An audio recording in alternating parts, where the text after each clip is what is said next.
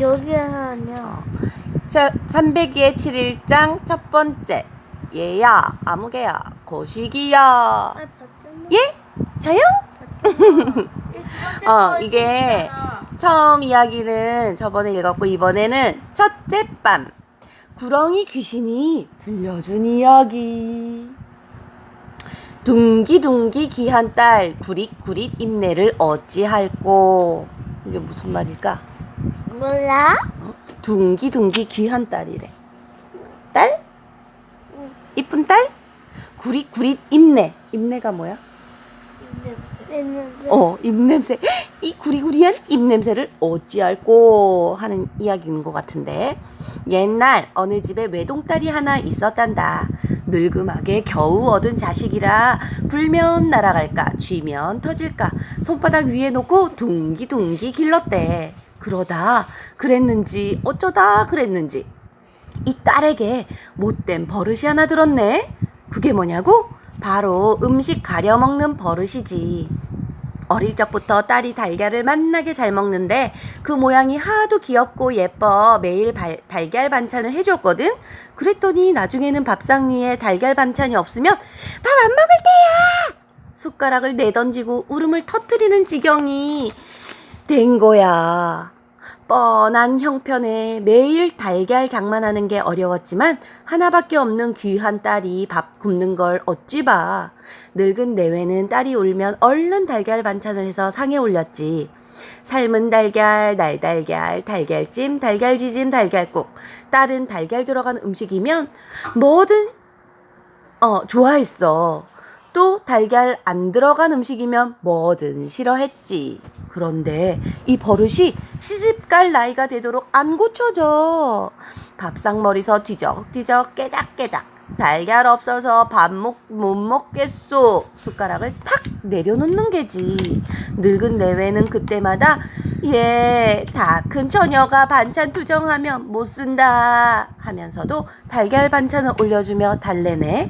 하루는 딸이 나들이 갔다 돌아오는 길이었어. 감나무 아래 풀숲에 뽀얗고 예쁜 달걀이 하나 떨어져 있더래. 누가 떨어뜨리고 갔는지 놓아먹이는 암탉이 낳고 갔는지 보면 볼수록 탐스럽네 그려. 딸은 꼴깍 침을 삼켰어. 날달걀은 딸이 제일 좋아하는 것 중 하나거든. 마침 밥 먹을 때가 되어 시장도 하던 참이었어. 딸은 얼른 달걀을 집어 꿀꺽 삼켰지. 그 맛이 어찌나 고소하던지 아주 깨끗하게 먹어치웠단다. 달걀을 먹고 배가 부른 딸은 기분 좋게 집으로 돌아왔어. 그런데 참 희한한 일도 다 있지. 집으로 돌아온 딸 배 속이 부글부글 끓어오르더니 꼭 트름이 나오는데 에구머니나 뭐가 썩는 것처럼 지독하기 짝이 없는 냄새야. 딸은 화들짝 놀라 입을 막았어. 그동안 날달걀을 많이도 먹었지만 이런 적이 없거든. 하지만 그건 시작에 불과했지. 꼭 자꾸 고약한 트림이 나오는 거야. 딸은 부끄러워 발을 동동 굴렀지만 트림은 멈추지 않았지. 꼭 엄마야, 꼭 이를 어째, 꼭 난 몰라. 트림은 몇 날 며칠 동안 이어졌어. 딸은 제대로 먹지도 못하고 자지도 못해 반쪽이 되었고 열흘이 지나자 겨우 트림이 멎었어. 그러자 이번엔 구릿구릿한 입내가 나기 시작하네. 그 입내가 어느 정도냐면 20보 앞에 선 사람은 고개를 돌리고, 그러니까 20발자국 앞에 있는 사람이 고개를 휙 돌렸대. 구릿구릿해서 냄새가. 10보 앞에 선 사람은 코를 막고, 한 보 앞에 선 사람은 숨이 막혀 자빠질 지경이더래. 시집갈 여인이 일이 됐으니 아주 야단이 났지. 딸은 너무 창피스러워 자리에 알아 누워버렸단다. 늙은 내외는 땅이 꺼지도록 한숨만 지었지. 금쪽 같은 딸이 말하기도 부끄러운 병으로 자리에 누웠으니 속이 타들어갈 밖에. 내외는 몰래 수소문하여 이름난 의원이라며 모조리 불러들였어. 딸의 입내를 고칠 수만 있다면 금과 은을 다 주어도 아깝지 않을 것 같았지. 그런데 불러온 의원들은 하나같이 이런 병은 본봐도 들은봐도 없어. 고개를 갸웃하네. 늙은 내외는 답답해 꼭 죽을 지경이었지. 할 일 없이 시간만 흘러가던 어느 날 집에 거지 하나가 찾아왔어. 이 거지가 어떻게 생겼냐 하면 거지꼴이란 딱 이 거지를 두고 하는 말이야. 너덜너덜해진 옷에 머리는 산발을 하고 얼굴에는 검댕이 시커멓게. 그런데 이 거지 하는 짓이 참 뻔뻔하지. 뒷짐을 지고 발자걸음으로 들어와 대청마루에 떡 앉더니 밥 좀 얻어먹으러 왔소. 이건 뭐 자기 집에라도 온 양 구는 거야. 이런 냄새나는 거지놈아 썩 나가라. 늙은 아비가 지게짝대기를 휘둘렀어. 방 안에 틀어박혀 있던 딸이 그 소동을 들었네. 딸은 냄새난다고 구박당하는 거지가 딱했어. 사실 냄새나기로는 자기보다 더할 사람이 없잖아.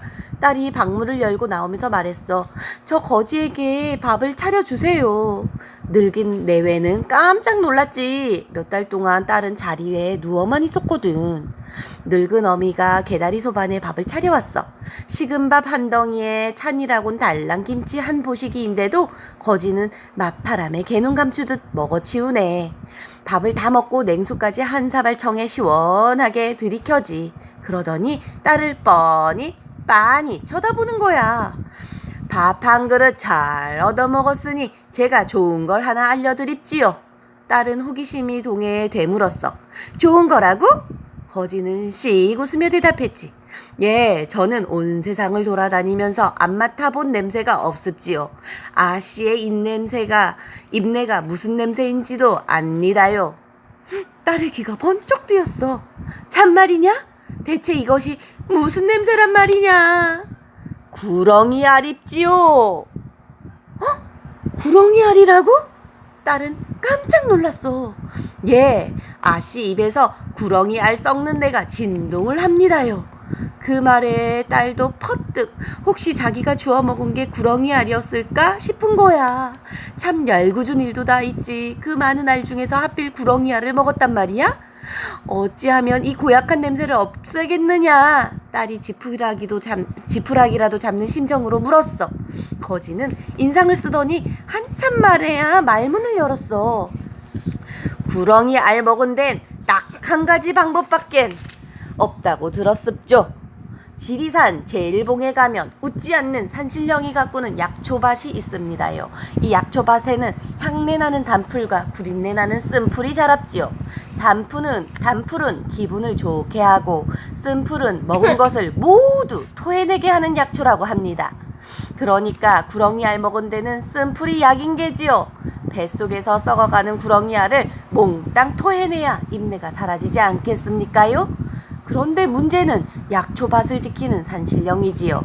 이 산신령은 절대 웃는 법이 없는 데다 성질이 괴팍해서 산 사람은 아예 상대를 안 한다지 뭡니까?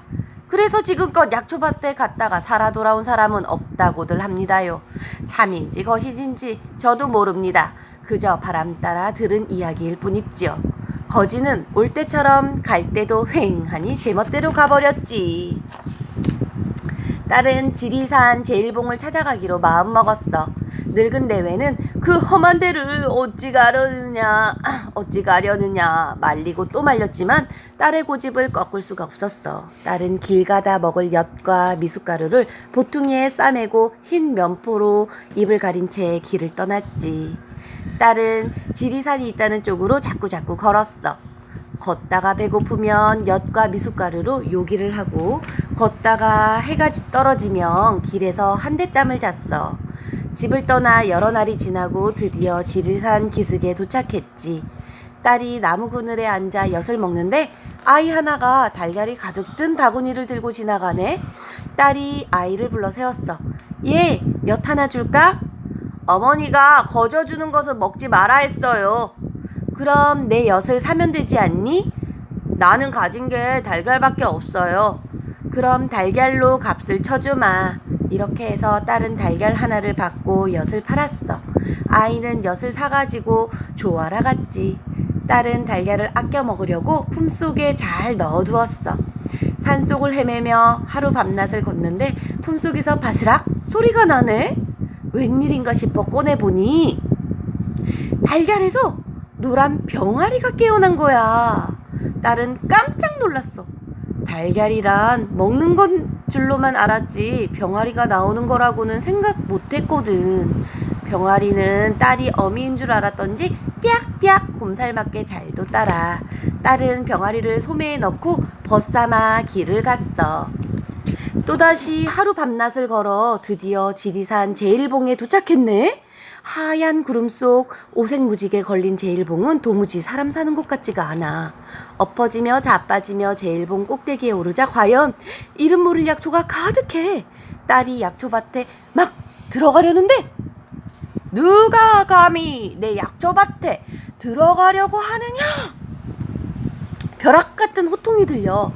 언제 나타났는지 눈앞에 머리가 하얗고 수염이 발까지 닿은 산신령이 노한 얼굴로 서 있네.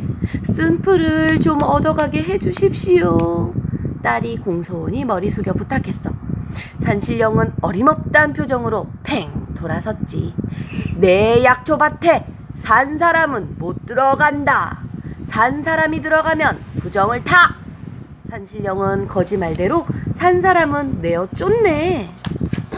그렇다고 죽어서 다시 올 순 없는 일 아니야? 평생 고약한 인내를 풍기며 살 생각을 하니 눈앞이 캄캄해. 딸은 너무 막막해서 주저앉아 울고만 싶었어. 그때 소매뿌리에서 삐약삐약 병아리가 손목을 콕콕 쪼네. 그 바람에 딸에게 기가 막힌 생각이 떠올랐어. 신령님, 저는 산 사람이 아닙니다. 엿을 팔고 이 병아리를 받았으니 판 사람이지요.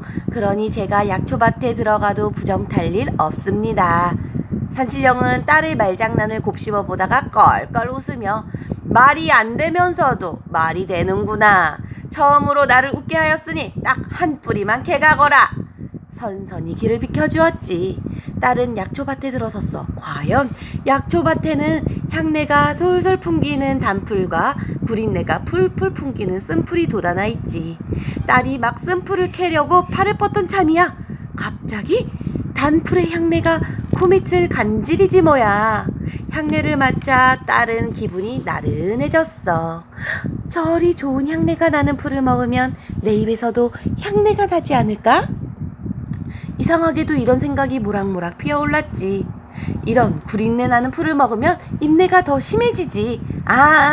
딸은 저도 모르게 쓴 풀을 놓고 단풀을 쥐었어.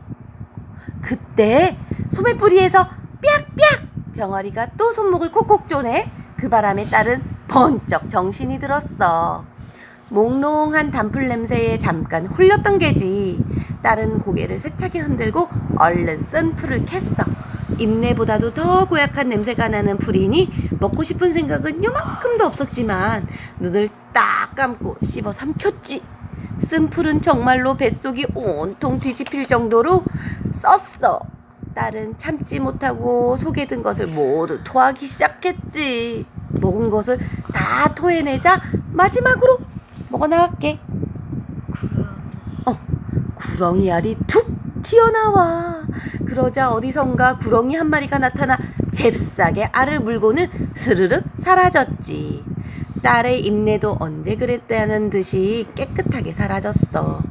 딸은 입내를 싹 꽂히고 입으로 무사히 돌아왔어. 데려온 병아리가 닭이 되어 병아리를 까고 그 병아리가 다시 자라 또 병아리를 까도록 오래오래 잘 살았대. 참, 음식 골라 먹는 버릇은 어찌 되었느냐고? 딸은 그 뒤로 뭐든 가리지 않고 잘 먹게 되었다네. 딱 하나, 달걀만 빼고 말이야.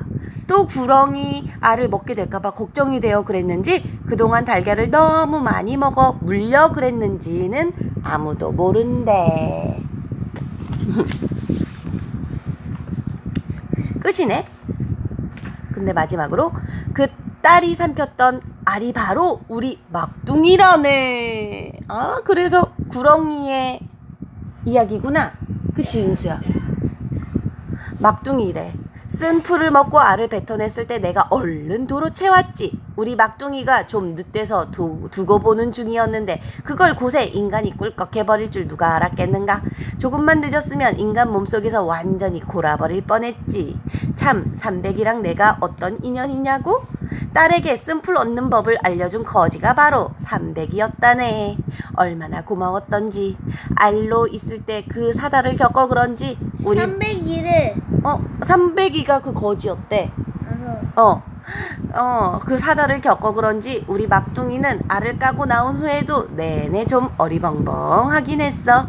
어쨌거나 고슴도치도 제 새끼는 함함하다 한다고 나한테는 금쪽 같은 자식 아니겠나. 이봐, 거지가 바로 삼백이.